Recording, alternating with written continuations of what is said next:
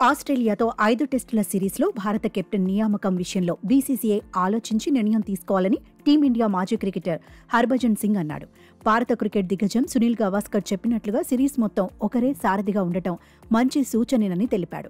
అలాగైతే ఒకవేళ భారత్ ఓడినా ఎవరూ ప్రశ్నించరని పేర్కొన్నాడు. అయితే ఈ నెల 22 నుంచి ఆసీస్తో 5 టెస్టుల సిరీస్ ప్రారంభం కానుండగా రోహిత్ శర్మ తొలి టెస్టుకు అందుబాటులో ఉండటం లేదు.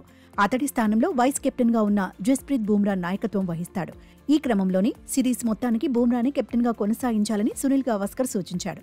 అయితే గవాస్కర్ చేసిన వ్యాఖ్యలు మంచివేనని చెబుతూనే మాజీ క్రికెటర్ హర్భజన్ సింగ్ చురకలు అంటించాడు. భారత అభిమానులు తమ అభిప్రాయాలను మార్చుకుంటూ ఉంటారని వ్యాఖ్యానించాడు.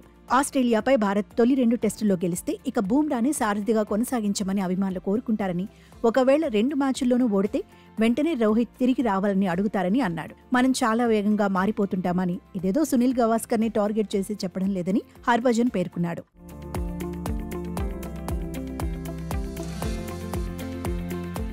అయితే రోహిత్ మళ్లీ తిరిగొచ్చాక జట్టు ఓడిందంటే మరో చర్చకు దారితీసే అవకాశం లేకపోలేదని హర్భజన్ సింగ్ అన్నాడు. రోహిత్ బుమ్రా నాయకత్వంలో చెరొక టెస్టు ఓడిన తర్వాత కొందరు అభిమానులు విరాట్ కోహ్లీకి షిఫ్ట్ అయిపోతారని తెలిపాడు. కోహ్లీకి సారథ్యం అప్పగించిండంటూ డిమాండ్లు కూడా చేస్తారని అభిప్రాయం వ్యక్తం చేశాడు.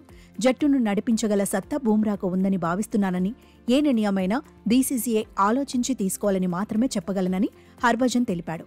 మరోవైపు శుభ్మన్ గిల్ గాయపడటంతో 1 డౌన్లో వచ్చే బ్యాటర్ ఎవరా అనే ప్రశ్న ఉత్పన్నమవుతోంది. రోహిత్ లేకపోవడంతో ఓపెనర్గా కేఎల్ రాహుల్ దాదాపు ఫిక్స్ అయినట్లే తెలుస్తోంది. యశస్వితో కలిసి ఇన్నింగ్స్ ను ప్రారంభించే అవకాశాలు ఎక్కువగా ఉన్నాయి. దీంతో 1 డౌన్లో ఎడమ చేతి వాటం బ్యాటర్ దేవదత్ పడిక్కల్ను బరిలోకి దింపుతారని క్రికెట్ వర్గాలు పేర్కొన్నాయి. ఇక నితీష్ రెడ్డితో పాటు హర్షిత్ రాణా టెస్ట్ అరంగేట్రం దాదాపు ఖాయమైనట్లేనని సమాచారం.